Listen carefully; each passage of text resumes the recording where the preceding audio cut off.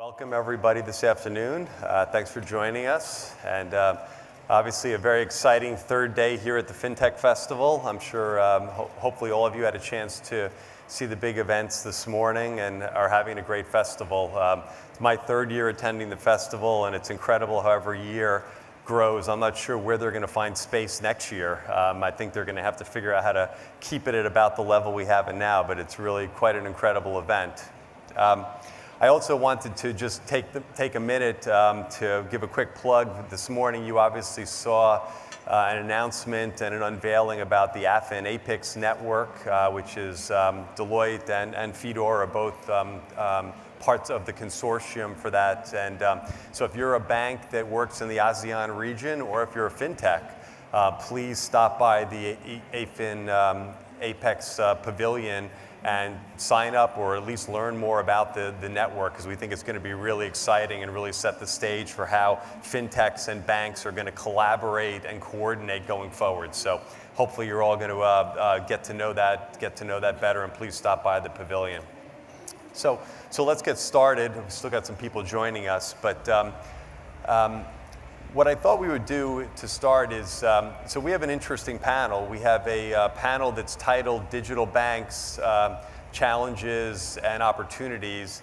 And we have 4 panelists that come from very different backgrounds. So we could easily have a panel that has 4 digital banks and we'd get a pure digital bank perspective, but we actually have a digital bank, 2 fintechs, and I'll say a more traditional bank, although Olivier certainly represents not the traditional part of the traditional bank.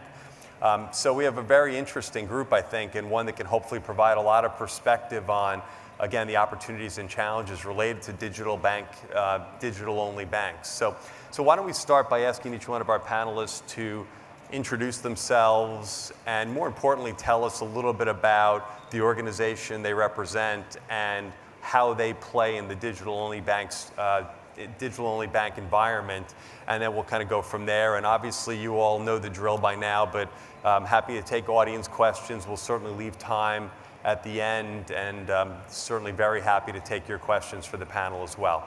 So why don't we again start? Please introduce yourselves, talk a little bit about the role you play in the digital-only banking space, and maybe we'll just start here with you, Matthias, if you don't mind.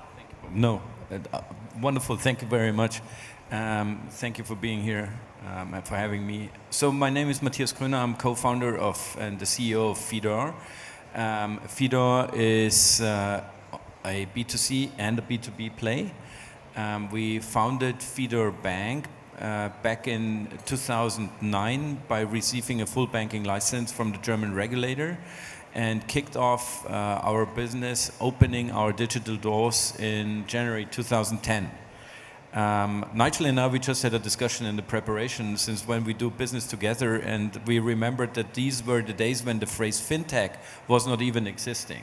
So Nando Mohanty, whenever he's calling Fidor on stage, he's calling it the oldest FinTech bank, which I regard to be a privilege. In the same, at least you're still a FinTech bank. It's not referring to you. Yeah, you know, we have had so many variations now over the years, like tech bank, bank tech, whatsoever, a new bank. I think there are many category names in the meantime. We developed, and I think, and that is leading to the B2B part. When starting Fidor Bank, we started to develop our own infrastructure and platform, which is called Fidor Operating System. And it was around 2012, 2013 when the first companies came up to us and said, listen, can I acquire that infrastructure and platform? And that was then the moment of birth actually for our Fidor Solutions company, which is deploying infrastructure and platforms for digital banking, not only in Europe, also in the MENA region, and we open up office in Singapore. So that's about it. Great. Okay, Nigel? Hi, also thank you for the invitation as well. My name's Nigel Verdon, co-founder of Railsbank, and previously before Railsbank I founded another fintech business called Currency Cloud. And when I was at Currency Cloud is when I first met Matthias and the guys at Fidor, because we helped them integrate, and they were the first customers at the time on our API. We realized APIs might be quite important in a few years' time. And as Matthias saying, that was before FinTech was coined as a phrase, which was coined in Q1 2012. I remember this was back in 2009, 2010, 2011. Railsbank, the role we play, we are an infrastructure bank. We look ourselves as like the Amazon Web Services of banking. At the moment, we provide all the building blocks you can use to build a financial services company or product. So whether a startup or an established company going through a digital change agenda, our platform is the Lego. You can put the pieces together. So issuing bank accounts, issuing IBANs for the bank accounts, issuing cards in your name, sending, receiving money, collecting money, exchanging money, and very, very soon for credit as well. So we're pure infrastructure play, a pure utility play, live across Europe, about to go live in the United States.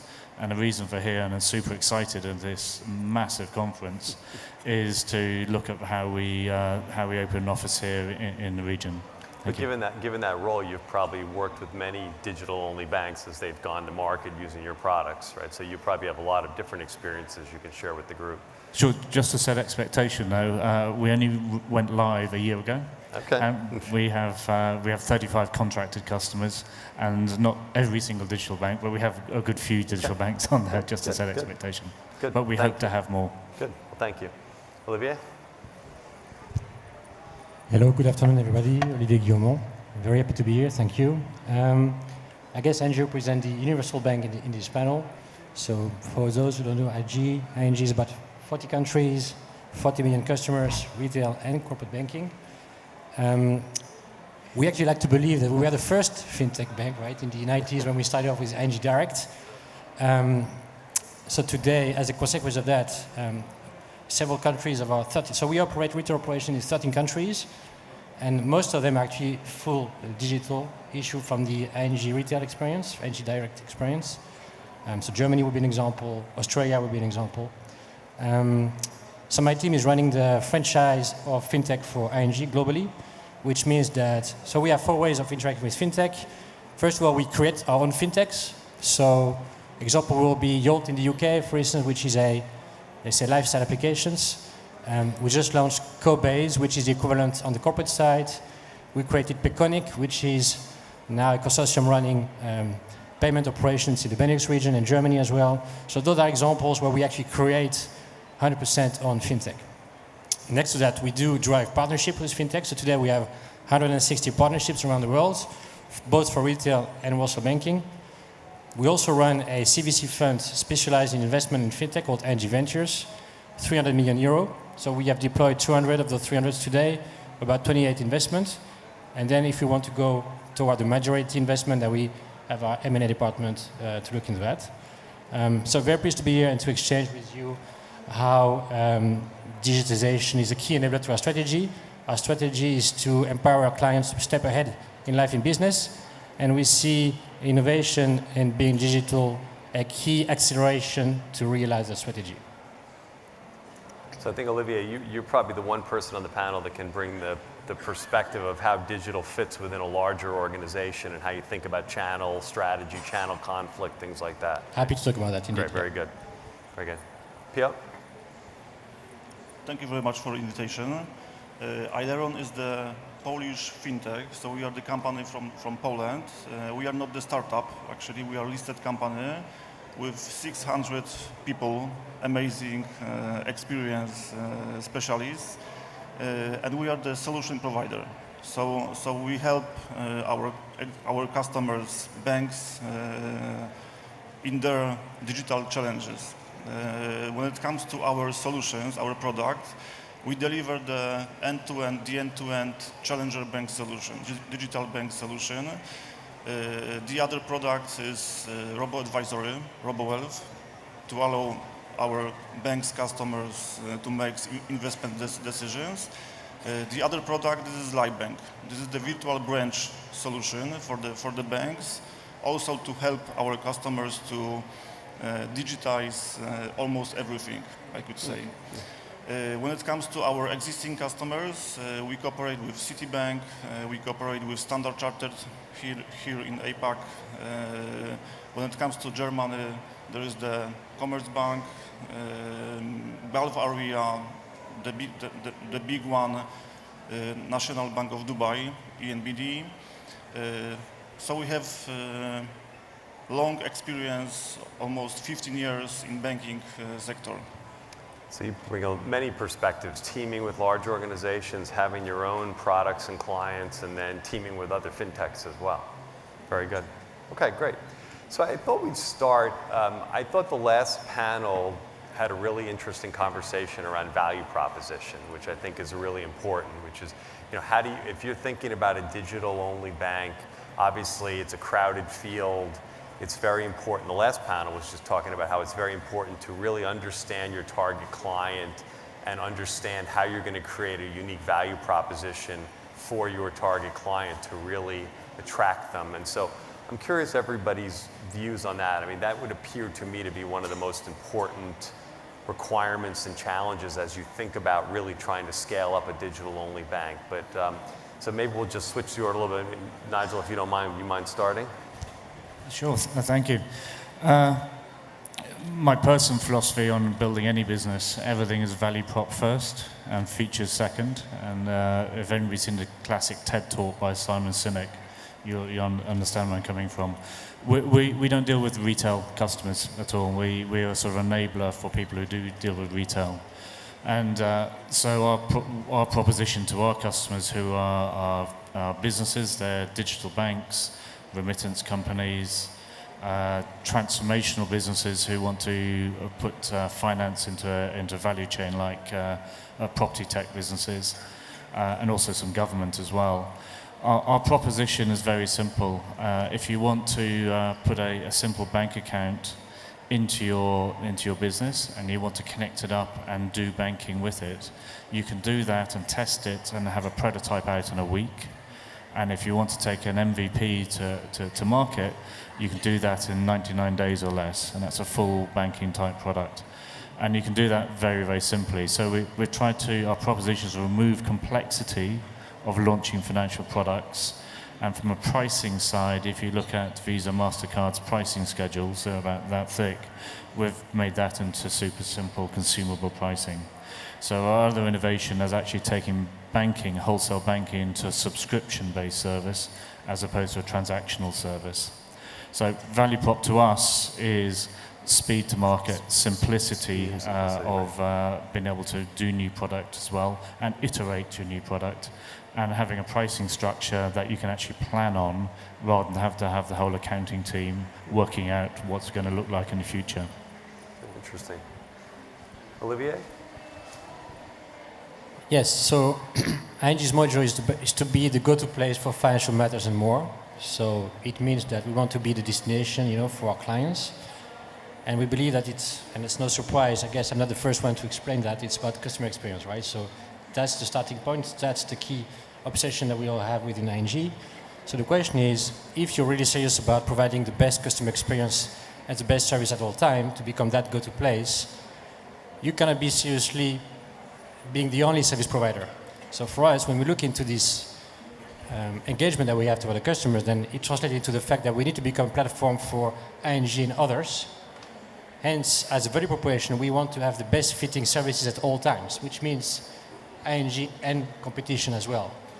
So it does translate into, for instance, investment and strategic partnership with a company called Funding Option. So on the lending side, for SME lending, whereby if you go to ING SME, you will find ING product, but you could also find, if they say a risk appetite, or if you're not happy with the proposition that ING is providing, then you can use Funding Options that provides you access to multiple alternative lending opportunities. We also have the same on the investment side, where we partner with a company called Scalable Capital in Germany, where if you go to ING, then we can actually redirect you to Scalable Capital, which we believe is probably one of the best robo-advisor at current in Europe. So this is how actually we provide the walk the talk to be that financial go-to place for our clients. And we really like the response. What you see as well when it comes to the partnership with those fintechs is that if the partnership is well thought, like the one with Scalable, for instance, today 50% of the asset under management of Scalable Capital comes from ING customers. So it shows that this model is actually functioning. It also proved by the NPS that we see in the region where we actually operate that model already. So that's really the direction we want to go, and we want to deploy that across retail and wholesale banking across all countries.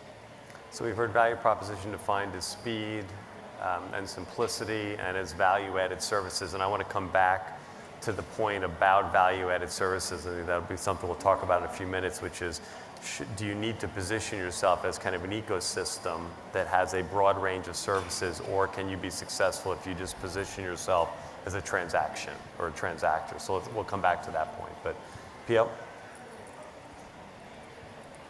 As solution provider, Ailleron helps the banks to start or to improve the digital area, the digital journey.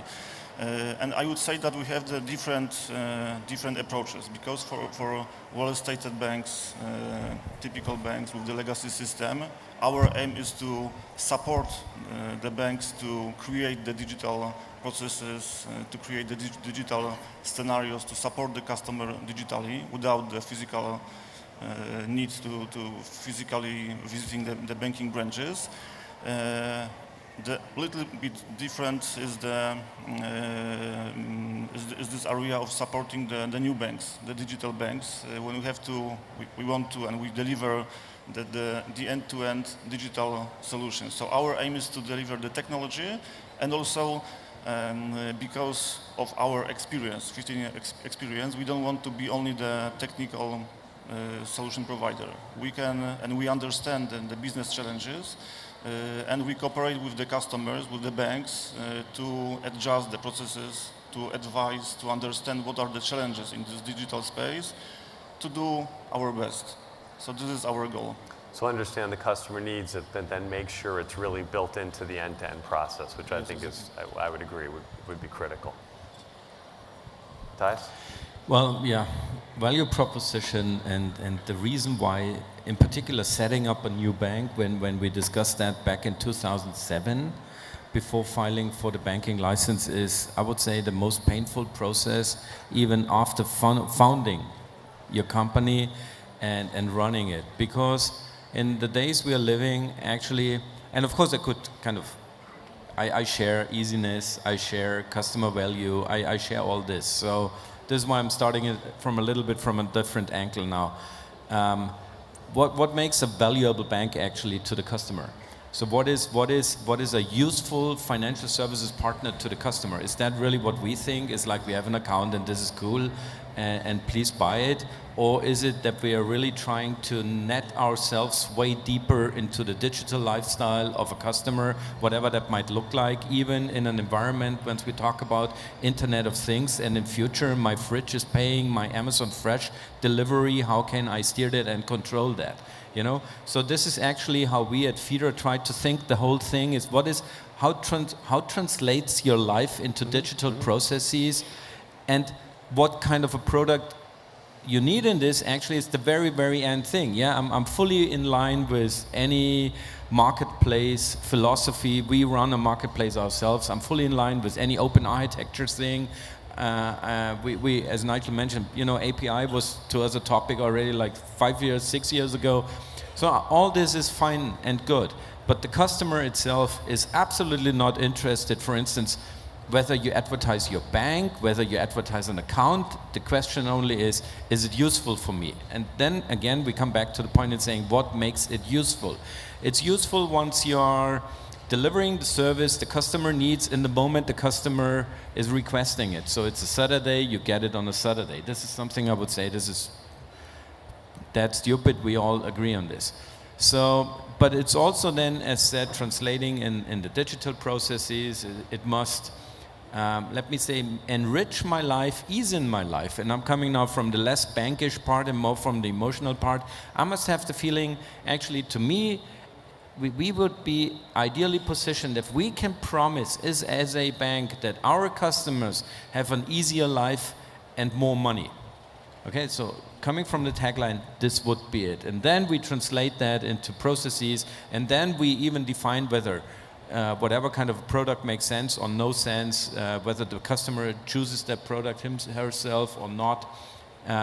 Freedom would be something I would also put on top as a tagline to the whole thing. Financial independence, we spoke about financial inclusion. This is a purpose beyond technology. I would suggest we think in those kinds of categories. Yeah, I follow on from that very much so. But my co-founder and I are utter belief in the enabling anybody to access financial services.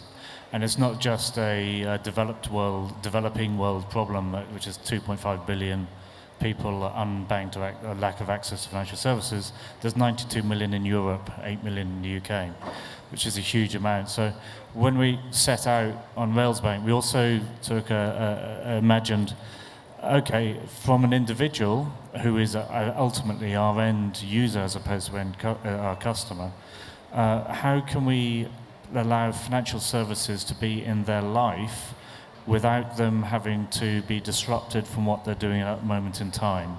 And I'll use an example. If you look at the statistics of app usage on pretty much most of the phones, you'll find there's about 0.9% eyeball usage on financial services apps, and about 23-25% on chat and that type of more social media type apps. So why shouldn't you put financial services where people actually spend their lives, which is following on from Matthias's point. So we built the building blocks to allow innovators to place financial services in whatever part of people's lives they choose to. So integrate into chat tools, into different types of way of viewing your bank account. It doesn't have to be through the app. And from a financial inclusion side, we took the challenge of reducing the G10 problem of the customer acquisition cost of a G10 bank account for retailers, $350 roughly, and lifetime value is about $250 ex lending. That is, why should banks who have shareholders then subsidize people, and governments? That's a dilemma governments and banks have between them. So we sent out to have our core bank account, we call Railsbank Core, at between 10 cents to $1 a month.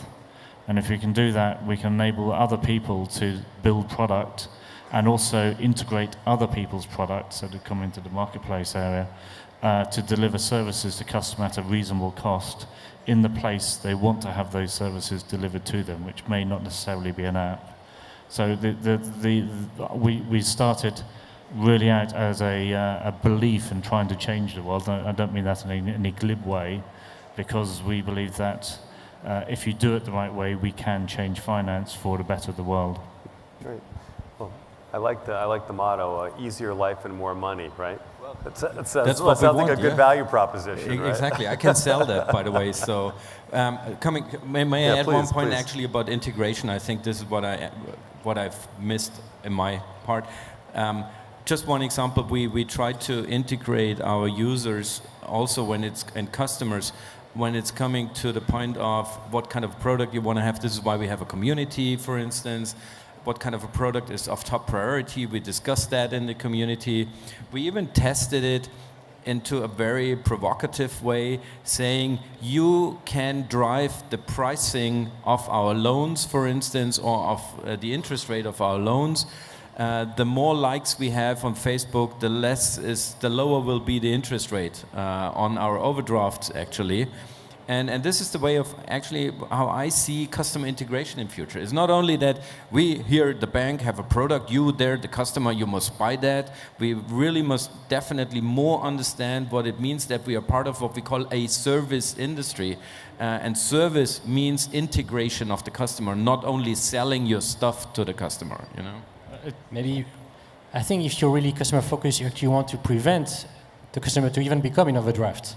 I guess that's where we want to go, right? To make sure that in advance, because you have cash flow forecast, that actually you know, hey, this customer, if he or she doesn't pay attention, is going to become overdraft. So ahead of it, I can warn, I can provide. You become really, let's say the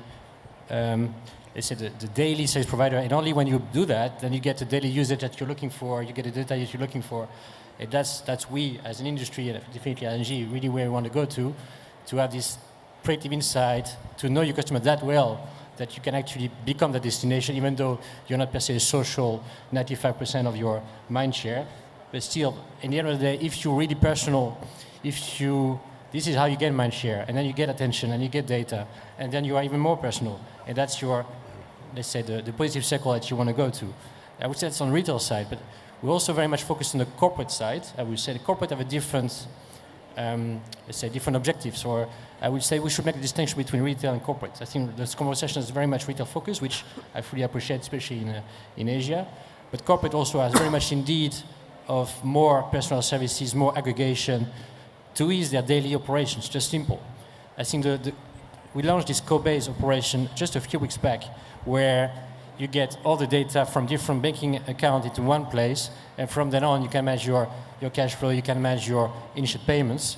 It's amazing to see the response of the market. This market was expecting this for years, and they were seeing open banking, in Europe, aggregation, PSD2, but on the corporate side, we say, what about us? We are the one having actually multiple banking accounts. As a retail customer, you might have 1, 2, maybe 3, but vast majority is still 1. Where corporate treasurer, they do have 5, 10, 15 accounts. They need aggregation, they need simplicity, they need smartness, how they operate the daily operation, and I think they tend to be forgotten. And that's also where we want to bring, let's say, this daily easiness for the users. So it sounds like you all are in agreement that this notion of a destination, right? That you have to be more than just a transaction. Transactions like good. Absolutely. There's a chap called Frank Rotman who's a partner at a great investment fund called QD Investors, who's the fund of Nigel Morris, the founder of Capital One. Super smart people, and they're talking about a Copernicus moment of banking. Nicholas Copernicus was a mathematician and astronomer who was the first person who said that the universe doesn't go around the Earth, it goes around the sun. And because of that, he was sort of labelled as a heretic. What we're seeing, I think, now is a structural shift in banking. And it's not so much about the shift of who is the customer. It was very bank-centric, and I think most banks are somewhere like 400 to 700 products they sell, of which 90% are totally undifferentiated.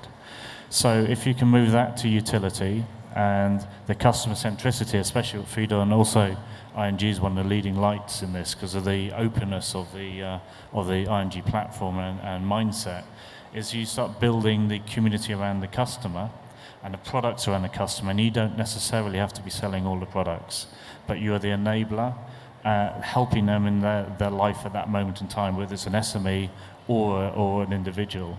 So we are seeing, and the leading banks are seeing, rather than just digital banking, which is just switching on a branch into an app, that doesn't really take you anywhere. If you arrange finance around and become the safety net, as in using like the brand of ING to support other services who don't necessarily have the depth of brand and safety ING does or Fidor has, then you've got something that's starting to be very, very customer-centric as opposed to bank-centric. So really what we're talking about is fighting for customer attention more than anything else, right? And so the question, and it kind of plays into one of the audience questions. So the audience question is the end stage of digital banking an online financial marketplace? Okay, so my question is, what is the end state? I mean, is the end state that we have competing ecosystems or destinations where lots of different players are trying to create destinations that are full service types of situations that have financial products embedded in them? And is that a sustainable end state where we have all these ecosystems competing with each other, or do they end up then, to the point, the question from the audience, do they start to come together into some kind of a universal financial, integrated online universe? There's an amazing video which you should Google called Amazon Bay, which was produced in 2007 when I was at Dresdner Bank with a guy called Sean Park, and ended up investing in Fidor and investing in my first company. Which, to answer your question, they've done that for merchants and consumers, for eBay and Amazon. And we don't see any reason why the concept of platforms where people do come together and compete and also work together as well cohesively, because if we can rip the cost of utility out of banking, because a current account is undifferentiated between anybody, totally. a faster payment for sterling is totally undifferentiated. So why does everybody replicate the infrastructure? Then we have we see the rise of what we call platform banking, of which then interesting products are brought together. And then we shouldn't forget the safety net of banks. A lot of banks have been around for hundreds of years and haven't disappeared. And that is needed to be part of that ecosystem. There's the safety side as well as the innovation side. Because to be honest, quite frankly, sometimes I don't want my bank to innovate. I want it to hold my money safely. Right. Other comments? I strongly believe in this ecosystem. I refuse a little bit to think it in end games, because every time, at least in my 20 years, digital banking and online banking and whatever you want to call it, whenever we thought about the end game, it was something totally different. So it's more like a fluid to me, in the meantime. I strongly believe in the ecosystem, and when I look at an ecosystem, I think this ecosystem will be superior, not winning, but superior, easy to onboard, maximum value getting out of it, maximum options of integration, and in the same time, as you said, not disturbing me too much, because I think people are getting absolute annoyed when I, as a bank, frequently show up and say, hey, I have a new life insurance, or I have this and that, and so on. Which is, and my life insurance maybe is so much away from my day-to-day problem in life. So I think, by the way, we banks must, again, I come back to the point, think it way stronger out of the life situation of that customer instead of from our product perspective. And ecosystem, openness, and one point, trusted ecosystem. Because we've seen so many ecosystems at the end of the day screwing it up. But it must be a trusted ecosystem, which, by the way, comes then to the question of regulation and so on. Yeah, maybe, well, I'm going to come to that. I know you want to talk about that. Yeah, I couldn't stop talking about it all day. So that's it. Okay. Yes, maybe on the ecosystem.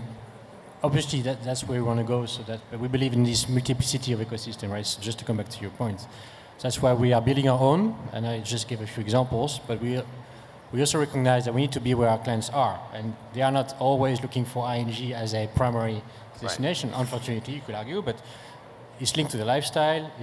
From a customer perspective, you don't want to buy a banking product all the time, right? You want to live, and by the way, sometimes it involves financial matters, right?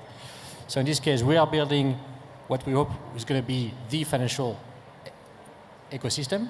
Like there is a social ecosystems, there are e-commerce ecosystems, there will be most probably financial ecosystems. So we are building, one of those, hopefully to be the most interesting one for our customers.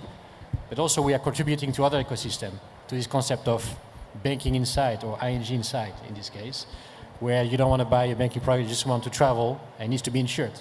Or you are SME and you have an invoice to be financed.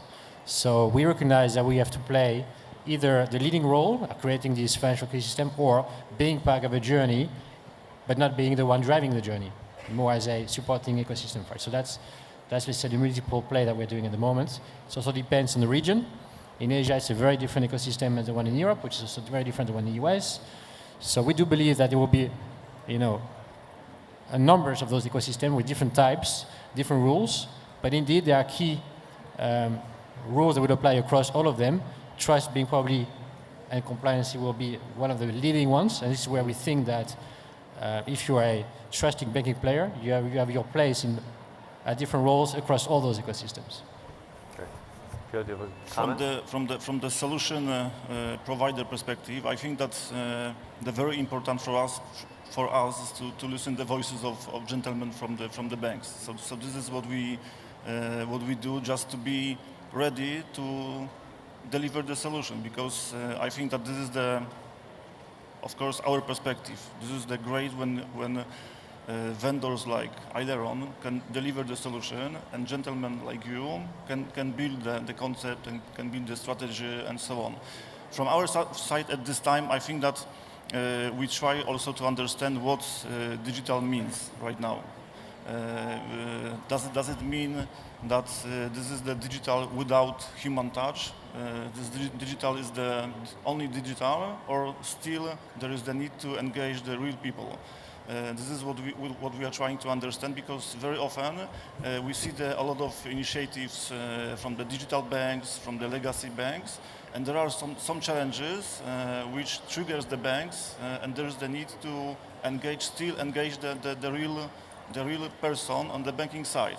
And this is sometimes because the banks are fighting with the existing processes, with the existing products which are not available on the mobile devices, which are not ready to be used on internet banking sites digitally. So we still listen the voice of specialists and gentlemen from the banks, but still are trying to understand how to deliver how to solve the challenges that they have. So this is why LiveBank, this is the product that we still believe that this is the important part of this digital journey. May I provoke on this? Please. To you know, it's after lunch.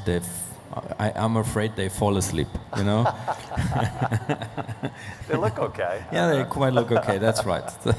We see a reaction. That's good, isn't it? So, I do absolutely not believe. You know, whenever I hear we need the human interface, I'm scared. May I say that? I think in banking, this is the biggest threat that I can have, is the human interface. I might have bad experiences with my bank relations as a customer, right? Okay, we can leave it to me, so to say. But whenever I see this person wants to sell me something, I'm not really sure if we can talk about true advice and consultancy, and I talk mass market, okay? I'm not talking wealth management or whatever kind of superior approach.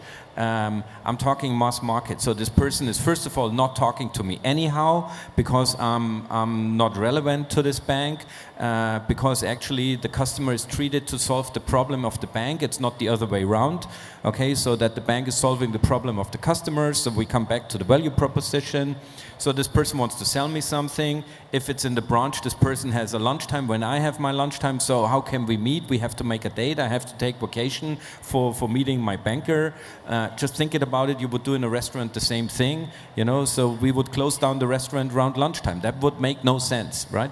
So then they are selling just their stuff. They're selling it when they need commission income. They're not selling it when I have a problem. Again, we come to this. So whenever I hear this human intervention, I'm really scared of that. I strongly believe, and let us far-fetch the whole discussion a bit stronger.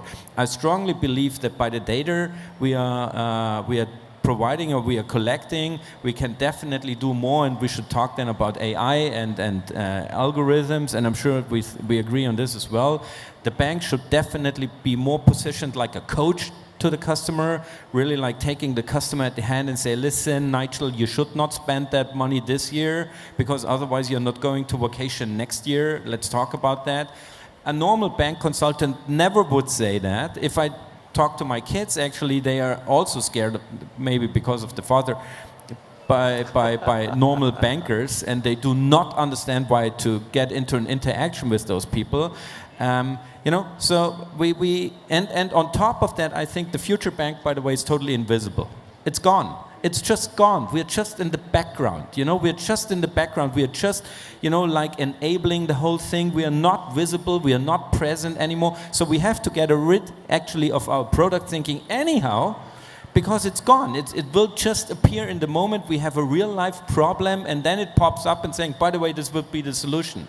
And then you can select maybe the provider whatsoever who's the closest then to the customer, however, in the background. So we will be invisible. The primary banking relation in the future will be totally invisible. Your IoT stuff will talk to your primary banking relation. Maybe your fridge needs an insurance. I don't know. But doesn't the bank being invisible then contradict your notion of some people want personal relationships, right? I mean, I think that's the point I was going to go to Olivier about. Is like, is digital banking just a channel choice? I mean, at the end of the day, are there always going to be people that want to interact personally? And so is digital banking just a channel and people make a channel choice, or is it where banking is going to go? I mean, it's a very yeah. It's interesting listening to you, Matthias. I would agree with you. I would agree with you if the bank will stay as they are today. But I guess, I mean, surely for ING, we don't believe that the bank should stay and provide just purely banking services. And I think the announcement of the last days, between, let's say, the bank of today and the mobility operators just show that this is changing. It has to change. Otherwise, it just becomes dumb pipes, right? That's true. So if you want to stay relevant as a financial service provider today, you need to think beyond purely banking. You need to, join forces, partner, expand your services to become, to match to the lifestyle of your customers or your users, if you want to use the platform words, right? So I think the bank as today will change, is changing. So I think we should not look at the future comparing to the bank of today, but think about, okay, where as a service provider you want to go to stay relevant to your clients of today and tomorrow. At ING, that's where we come back to the ecosystem. That's where we come back to being surprisingly easy, refreshingly smart, and always relevant. And that's, let's say, the basics that you need to be if you want to stay in the game and compete in that game. Mm-hmm. Anybody else have a view on digital as a channel versus a business? Our philosophy on digital is not about technology. Digital is about frictionless experience, and that may be a human being who's not trying to sell you something on commission. And for example, I count Handelsbanken and Sweden, who I use personally in the UK, as a highly digital bank because the experience is very frictionless. And I have what's called a bank manager who has my best interests in heart, and that's very difficult to scale that as well. So I think if you look at how do you again engage customer, how do you make that experience for them relevant to them in their lives, not trying to sell them something they don't need, which I think has been a massive issue across the banking world, just because you've got commission junkies at the front end, as opposed to people who care about somebody. So you can use technology as the enabler of a digital experience, right. And you need to split the two apart. We're an API business. We only sell APIs to customers, yet we still have a UX team who's obsessed about making APIs as simple for people to use for that experience. Same with UX designers designing a process or a service for people. There may be a personal component, there may be a digital component, but as long as the customer has that frictionless experience, that is your ultimate end goal. And one of my soapbox subjects is too much in the banking world has taken a product, given it to the IT department, and said, solve my user experience issue, rather than a full product business. If you look at Transport, look at Fidor, they've all got amazing UX people who come from a UX side, not from a technology side, is our views on that. So let me ask you, actually, I promise I'll get to regulation eventually, but please don't. But, we can't wait, Bob. If we run out of time without regulation, you guys will be happy. Not right? because of me, don't worry. No, an interesting question from the audience, because all this, see if it comes up, all this discussion about platforms and value-added services. So the question from the audience is, can you comment on the customer acquisition cost of digital banking as it evolves into platforms? So interesting question, right? So as you're thinking about having to create a marketplace and create an ecosystem, what does that do to customer acquisition costs? This is something we studied in a lot of depth to try and work out how can you make the acquisition cost on the account as cheap as possible, because I don't think it's about the customer. Because say you are a traditional bank and you'll still have the high acquisition costs because of regulation. Okay, back to the regulation piece. And you've got a high cost base because maintaining a balance sheet is a high cost activity if you're in traditional cost base as well. So that's where the partnership side with FinTech companies who are insanely good at customer acquisition, insanely good at customer service, insanely good at targeting with lightweight regulation, they can acquire a customer, say, at $10 to $40. LTV on 80 to 200, and that account can be acquired by the bank at around $10, as opposed to the 350 before. Right. And it's an LTV, if you do just some basic back of the envelope calcs, of about $40 LTV, ex lending. So then the bank gets the account, the fintech gets the customer, and the ultimate winner is the end customer. So that economic chain works. But to get that to work, it has to work in partnership. So you need enlightened banks like ING and others to make that happen, because otherwise you can't shift the economics to where it is. Banks are also not IT shops, technology shops. They're centers of safety, centers of custody and everything. And I think there's an awful cost base, large cost base in banks trying to do a lot of innovative front-endy type business when they're not IT departments. Right. Leave that to the fintech world, who are specialists in technology. Yep. Then you sort out the economics of value chain and the LTV, so the CAC issue. Olivier? Yeah, maybe. So I do fully agree that even though we believe we have great IT experts within ING, you cannot compete toward the myriad of fintech out there who are really specialized. So that's why we embrace this partnership mode to accelerate our transformation.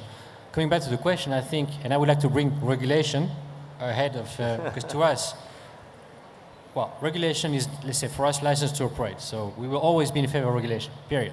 So I'm not here to say anything bad about regulation.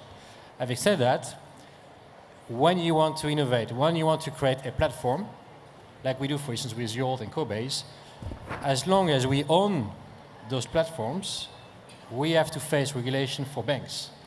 And when you try to innovate and do non-banking services, you don't have customer anymore, you have users. And the issue that we are having today is that as long as they are fully owned by a bank like ING, they have to comply to banking regulations where they're not a bank. Right. And so we're working on solving that issue, but it doesn't make it easy for banks to actually expand and become that platform. Right. So there are solutions out there, but it's complex. You have to legal structure, you have to split share ownership. So that's a conversation we're having with regulators. Okay, regulator, if we all agree, so either you want bank to stay a bank and then you run a chance they will become dumb pipes. If you want bank companies to evolve, to become relevant, they will need to extend their services. Right. And if the services is a platform game, you don't have customer, you have user, that requires different regulation, but possibly no regulation, depending on the services you want to present. And we're not there yet. So in Europe, it's still, let's say, clearly slowing down the capability for banks to really innovate within the bank. Yeah. So But Matthias, you've obviously addressed that, isn't right? PSD2 is exactly going into this direction? I think all in the room are aware of Payment Service Directives 2, which means account aggregation, which means you are actually onboarding a user. And the question is easy to answer. The more you are an open platform, the lower the customer acquisition should be. Full stop. This is, by the way, I translate cost of customer acquisition. If I translate that into a geographical distance, it's like how many meters or inches am I away from the real life of my customer. The more I have to pay, actually, the more I am distance from the real life of my customer, by the way. PayPal, I think, in Europe, €5 per new wallet. Account, I don't know, ING prices, I have to look it up in the affiliation networks. I could look up what you pay for that. I think banks are... $28. How many? 28. 28 for an ING account on the affiliation networks? And that's cost per month. Not Okay. ING, but in general. So I would say traditional banks from 70 European pricing, 70 euros to 150 and 200 euros for a current account. Okay. Fidor community, 3 euros cost per registration. Conversion rate from a community member into one account, 3 to 1. So that means 3 times 3 euros is €9. Plus KYC cost is €6. Roughly, I would say 15 euros per new account on Fidor. So I try to be as close as possible to the customers. I try to be as ditchy as possible, as easy as possible to register, and drive. CPX on that is our religion. Okay. Go ahead, Sure, I just want to react to the fact that obviously what you would like is that if regulation is correctly applied, then obviously building a platform, the reason why you will build a platform is to benefit from the network effect, right? So then you attract customers, word of mouth, and then if you're smart in how you onboard the user on the platform, you know, the average call will just go down by volume. So that's, let's say, in terms of acquisition cost, it's very clear. So you need to have the right processes with the right technology. But again, I want to go back to regulation because today that's what drives the cost today for bank when they want to create a platform which is not a banking service. But I'm regulated as well, you know, so I'm fully regulated. I'd also agree that I'd suggest that the banks shouldn't play the role of the platform. They should play the role of the safety, the custody on the platform, unless they've got the same approach that Fidor has. Because if you look at PSD2 that's developed across Europe, the e-money license, with an e-money license now, you are now able to clear directly with the Bank of England, and very soon with many of the European central banks, euros directly on the same level playing field as every single bank. Now, why has that happened? That's happened for one main thing. Clearing of the currency now is a instantaneous clearing, so you don't need the balance sheet to be a clearer to handle settlement and default risk. So settlement risk and on the clearing side. So non-balance sheet based business, which is clearing of the currency and then payments onwards as well, can be a platform based business because it's a non-lending business. So we see the rise of platform being clearers and banks still playing the role of safety and lending, of which they've traditionally done for many, many years. And I'll just say my great-great-grandfather was one of the founders of ANZ Bank. And they've done one thing very well for many years, and that's lend money and risk manage that lending of money. And that's the role of the bank. And they've kept it generally safe. A few dips in 2007, 2008 for that. So I think banking is being deconstructed like happened in the telco industry into safety, balance sheet, lending, clearing, platform. That's where we see the shift of the industry at the moment. Right. Well, I think we're just about out of time. And Matthias, I think you got a chance to talk about regulation, so we're okay, right? So let me thank the panel very much. That was a really good discussion. I appreciate the interchange, and I think we covered a lot of interesting topics. So thank you all very much, and thank you all for listening today. So.